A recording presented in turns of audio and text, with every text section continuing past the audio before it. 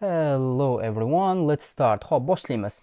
Bugungi mavzuyimiz would you like haqida gaplashamiz. Would you like yoki I would like, ya'ni bu qisqartirilgan shakl xolos. Xo'p, ko'ramiz. Would you like nima degani? Would you like agar kinolar yoki inglizcha deylik videolar ko'rsanglar yoki seriallarda juda ko'p buni ko'rgan bo'lishingiz kerak. Would you like, would you like, would you like deydi.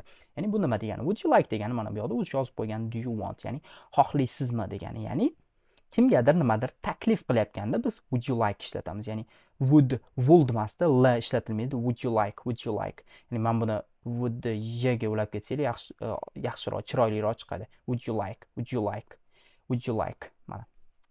Uchun would you like some coffee? Yani kofe ichish xohlaysizmi? No, thank you. Ya'ni bu kofeni taklif qilyapti. Ya'ni kofe ichasizmi deyapti. Yoki would you like a chocolate? Shokolad xohlaysizmi? Yes, please. Ha, iltimos. What would you like? Tea or coffee? Nima xohlaysiz? Choy, kofe, tea please. Choy iltimos. Xuddi shunaqa. Endi agar bu yoqda qaraymiz. Would you like? Kelinglar qoida yozib ketaylik. Shu yoqda qaraymiz. Qayoqqa yozsam bo'ladi? Bu yoqqa. Would you like plus something? Sonra aniqlik nimadir? O'zbekcha yozdim. Ya'ni would you like plus nimadir? Ya'ni would you like dan keyin ko'rsanglar mana bu yoqda would you like mana would you like ishlatilyapti. Keyin nima ishlatilyapti? Samga qaramaymiz. Sam shunchaki qo'shimcha xolos, ya'ni qo'shimcha ma'no beryapti xolos. Coffee.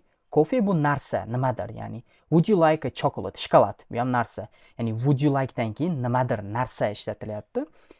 Shu. Endi keyingisi. Endi bizda bu yoqda would you like to bor. Would you like to? Ya'ni endi bu kimnidir, nimagadir taklif, to invite. Invite degan taklif qilmoq degani. Taklif qilyapganda ishlatamiz. Ya'ni endi ketdik. Misol ko'radigan bo'lsak, would you like to go for a walk? Sayrga chiqish xohlaysizmi? Would you like to eat with us on Sunday? Yakshanba kuni biz bilan ovqatlanish xohlaysizmi? Yes, I would love to.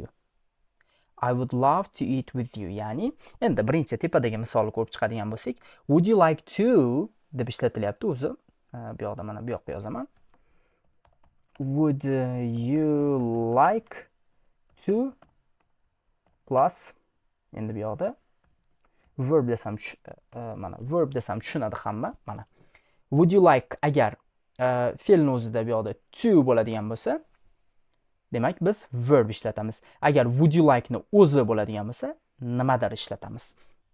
Ya'ni nimadir taklif qilayotgan bo'lsak kimgadir would you like ishlatamiz. Nimadir qilishni taklif qilayotgan bo'lsak, ya'ni kimdir taklif qilayotgan bo'lsa, nimadir qilishga, shunda biz to ishlatamiz. Would you like to do something? Nimadir qilish.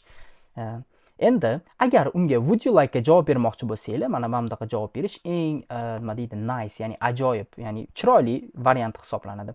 Misol uchun yes, I would love to, ya'ni to'liq javob bilasizlar, yetib o'tganimdek inglizlar qisqartirib, maksimalniy hamma narsani qisqa gapirib, qisqa aytishni yaxshi ko'rishadi. Shuning uchun ham bular uzun qilib aytishmaydi. Yes, I would love to. Ya'ni agar esingizda qolsin, agar javob bermoqchi bo'lsanglar, misol uchun kimdir nimadirga taklif qildi sizlarni, shunaqa paytda javob bermoqchi bo'lsanglar, yes, I would love to.